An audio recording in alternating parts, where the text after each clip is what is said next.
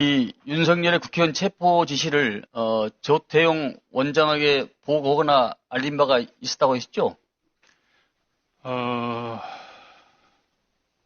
당시 사항을 좀 설명드릴 수 되겠습니까? 설명해 주십시오. 예. 일단 오전에는 원장님께서 홍장원 차장으로부터 보고받은 적이 없다고 말씀하셨는데 오후에는 그래도 대통령으로부터 전화 받았다든가 방첩사를 지원하다든가 하는 부분에 대해 보고를 받았다고 말씀해 주셔서 제가 조금 마음이 가볍습니다. 다행입니다. 그런데 보고를 할 때 방첩사를 지원하라고 합니다라고 얘기만 하고 딱 끊고 그 다음에 다른 얘기는 안 하나요? 사실대로 말씀드리면 보고를 보고를 안 한 것이 아니라 보고를 거부하신 겁니다. 제가 정무주의회 때 얘기하지 않은 것은 내용 자체가 너무 민감한 부분이라서 다른 사람들하고 쉽게 공유할 수 있는 사항이 아니라고 생각했습니다. 그래서 일단 정무주의회를 마치고 제 보좌관에게 원장님께 보고 드릴 수 있는 사항인지는 한번 확인해 보라고 그랬습니다. 그랬더니 뭐라고 말씀하셨고 제가 서둘러서 원장님실로 보고를 들어가는 것을 비서실 직원들이 다 봤으니까 아마 보고 드렸던 것 자체를 다르게 말씀하실 수는 없을 겁니다. 제가 물려고 들어가니까 원장님께서는 그 정무직 회의를 하셨던 그 소파에 그냥 앉아 계셨고 제가 앉자마자 원장님 제가 대통령님으로부터 전화를 받았습니다.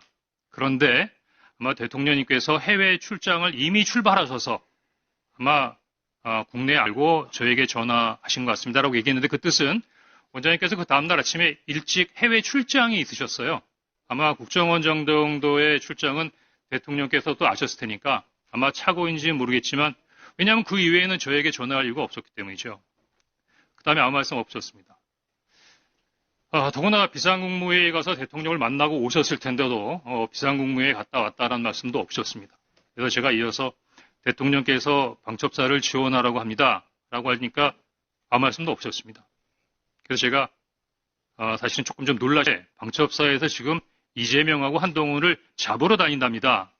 라고 말씀하시니까 다소 의외의 답을 받았습니다. 내일 아침에 얘기하시죠. 그래서 아니 지금 내일 아침에 말씀드릴 수 있는 사항이 아니잖아요.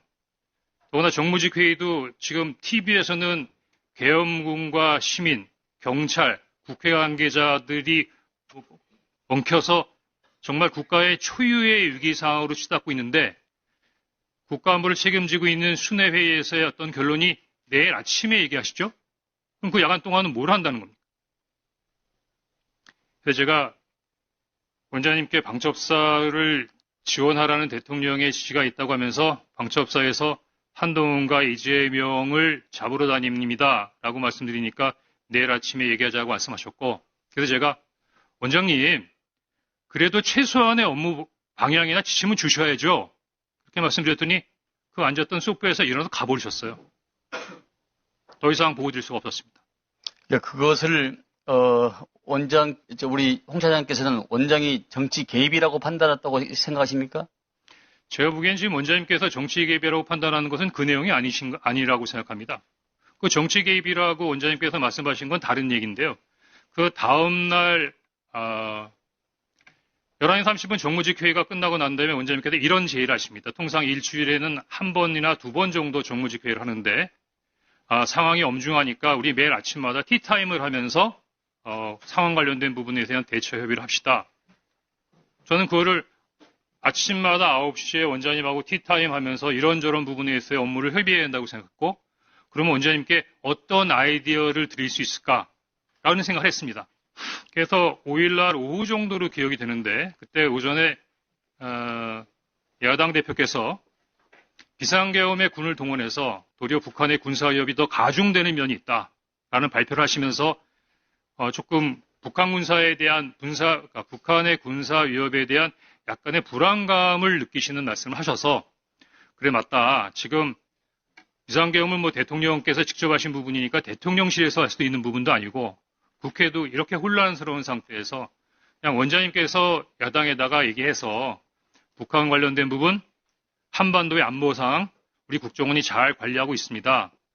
해외 관련된 부분의 동맹과도 잘 소통하고 있고 국내 사회 질서도 잘 나름대로 관리하고 있으니 국정원이 앞으로 나름대로의 어떤 비상계엄 이외의 여러 가지 부분에 있어서의 국면을 잘 감당하겠습니다. 뭐 그렇게 전화 한 번 하는 게 없겠느냐고 브레인스톰 차원에서 그냥 건의드린 겁니다. 물론 네. 이것 때문에 원장님이 저를 경질했다고 생각지 않습니다. 가만히 계세요. 왜냐하면 지금은 다들 알고 계시지만 12월 6일만 하더라도 이런 사항에 대해서는 알고 계신 분이 많지 않았기 때문에 아마 원장님께서도 12월 6일날 당일날 12월 3일날 홍장원이가 대통령 말 안 들어서 경질한다는 말씀을 하실 수 없으셨을 겁니다.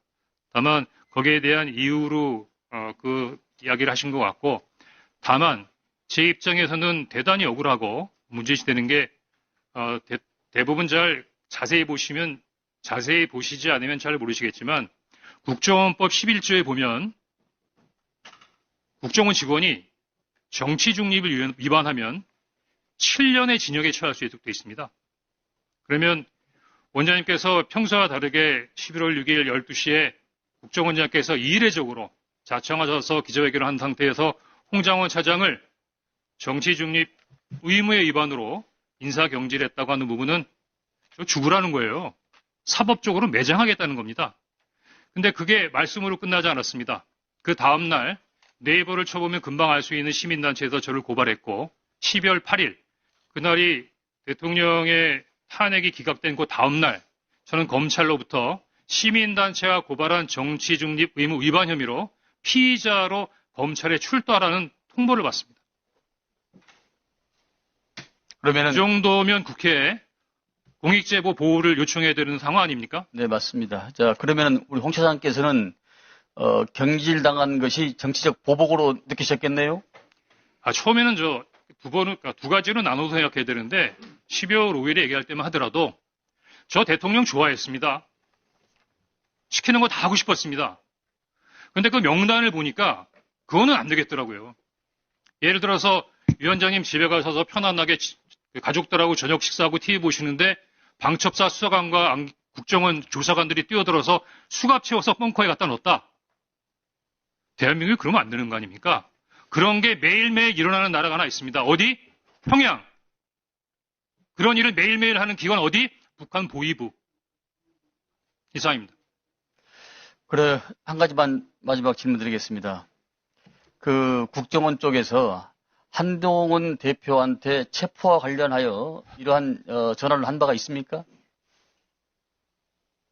그러니까 저를 물어보시는 겁니까? 국정원을 얘기하시는 겁니까? 그러니까 차장님을 비롯한 국정원 내에서 일단 저는 방금 그 여당 의원님이 말씀하신 것처럼 한동훈이라는 분을 TV 이외에서는 뵌 적이 없고요. 전화 통화한 적 없습니다. 다만 국정원 내에서 어떤 일이 있었던 거에 대한 관련된 사항에 대해서는 특별한 정보 없습니다. 네, 알겠습니다. 들어줬습니다. 위원장님 자, 혹시 자, 부승찬 의원. 위원장